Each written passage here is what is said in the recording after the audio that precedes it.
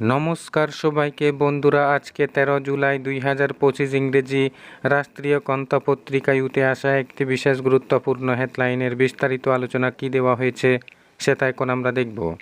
হেডলাইনটির নাম হলো প্রদ্যোতের সংসারে অশান্তি, ভাঙ্গনের অপেক্ষায় মথা। এখানে বলা হচ্ছে প্রদ্যোৎ কিশোর দেববর্মনের সংসারে অশান্তি শুরু হয়েছে। রাজনৈতিক মহল মনে করছেন তীব্রমতা এখন ভাঙ্গনের অপেক্ষায়। রাজ্যে জনজাতি ভিত্তিক আঞ্চলিক দলগুলোর ইতিহাস ঘাঁটলে বোঝা যাবে কোনো দল 5 বছর টিকেনি, এর আগেই টুকরো টুকরো হয়ে যায়। 1988 সালে উপজাতি যুব সমিতির সাথে জোট বেঁধে মন্ত্রিসভা গঠন করেছিল কংগ্রেস। সুধীর রঞ্জন মজুমদারের মন্ত্রিসভার উপর থেকে সমর্থন প্রত্যাহার করে নেওয়ায় সেই মন্ত্রিসভা সংখ্যালঘু হয়ে যায়। এমনকি ত্রিপুরা উপজাতি যুব সমিতি সেই সময় ভেঙে 2 টুকরো হয়ে যায়। একটি অংশের নেতাদের সমর্থন নিয়ে সমীর রঞ্জন বর্মন মুখ্যমন্ত্রী হন। পরবর্তী সময়ে টিইউজিএস তথা ত্রিপুরা উপজাতি যুব সমিতি ভেঙে আইএনপিটি, আইপিএফটি সহ আরও কিছু ক্ষুদ্র জনজাতি ভিত্তিক রাজনৈতিক দল তৈরি হয়। এক সময় বর্তমান মন্ত্রী অনিমেষ দেববর্মা তৈরি করেন এনসিটি। যদিও এনসিটি দল নিয়েও তিনি তীব্রমতায় মিশে গেছেন। এখন নতুন করে মতাই গোষ্ঠী রাজনীতি প্রবল আকার ধারণ করেছে বলে খবর। মতার সুপ্রিমো প্রদ্যোৎ কিশোরের উপর আস্থা রাখতে পারছেন না দলের অধিকাংশ বিধায়ক এবং নেতারা। অপরদিকে এখন দলের সেকেন্ড হ্যান্ড হয়ে ওঠা প্রাক্তন বৈরী নেতা রঞ্জিত দেববর্মা চাইছেন মতার হাল ধরতে। তিনি প্রদ্যোতের বিকল্প হতে চাইছেন। একসময় প্রদ্যোৎ তাকে মাথার উপর তুলেছিলেন, তাকে টিকিট দেওয়ার পাশাপাশি বিধায়ক বানিয়েছিলেন প্রদ্যোৎ।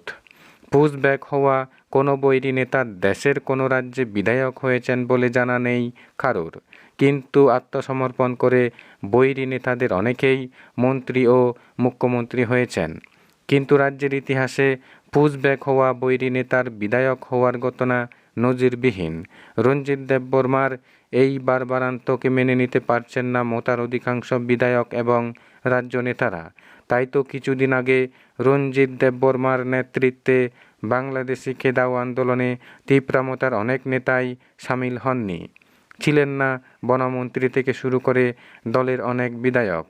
কিন্তু এর আগে সাংবাদিক সম্মেলন করে রঞ্জিত জানিয়েছিলেন প্রদ্যোতের নির্দেশেই অনুপ্রবেশ নিয়ে আন্দোলনের ডাক দেওয়া হয়েছে। অথচ প্রদ্যোৎ সেদিন ফাঁস কাটিয়ে দিল্লি চলে যান। রঞ্জিতের বারবারন্তে প্রদ্যোৎ কিশোর প্রমোদ গুনতে শুরু করেছেন। এমনিতেই প্রদ্যোতের মাটির নিচের জমি ক্রমশ সরে যাচ্ছে।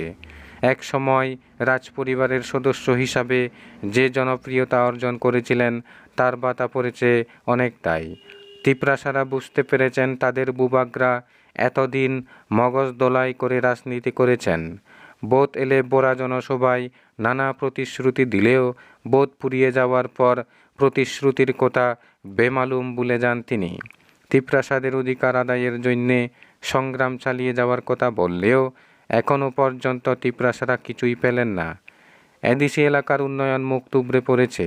তিপ্রাসারা নানা সমস্যায় ভুগছেন। রাস্তাঘাটের বেহাল দশা, পানীয় জলের সংকট নিরসনে এডিসি প্রশাসনের কোনো উদ্যোগ নেই। গত 1.5 বছর ধরে এডিসির অবসরপ্রাপ্ত কর্মচারীরা পেনশন পাচ্ছেন না। বলা হচ্ছে এডিসির ফান্ডে টাকা নেই। তাই যদি হয় তাহলে এডিসির নেতাদের বিলাসবহুল জীবনযাপনের তো কমতি নেই। অনেক নেতা পাহাড় থেকে শহরবাসী হয়েছেন, বহুমূল্যে ফ্ল্যাট কিনেছেন, কিন্তু তিপ্রাসারা যে তিমিরে ছিলেন সেই তিমিরেই আছেন। বরং কিছু নেতা এখন আঙ্গুল ফুলে কোলা গাছ।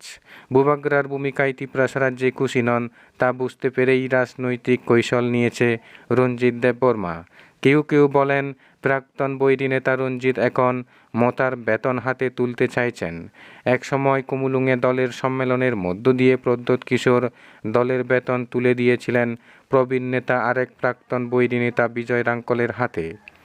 80 ঊর্ধ্ব বিজয় রাঙ্কল এখন অসুস্থ, ফলে তার জায়গায় আসতে চাইছেন রঞ্জিত, এমনটাই বলছে রাজনৈতিক মহল। বন্ধুরা, খবর আপাতত এই পর্যন্ত। বন্ধুরা, ভিডিওটি ভালো লাগলে লাইক শেয়ার সাবস্ক্রাইব করে আমাদের সঙ্গে থাকুন। ধন্যবাদ সবাইকে ভিডিওটি দেখার জন্য।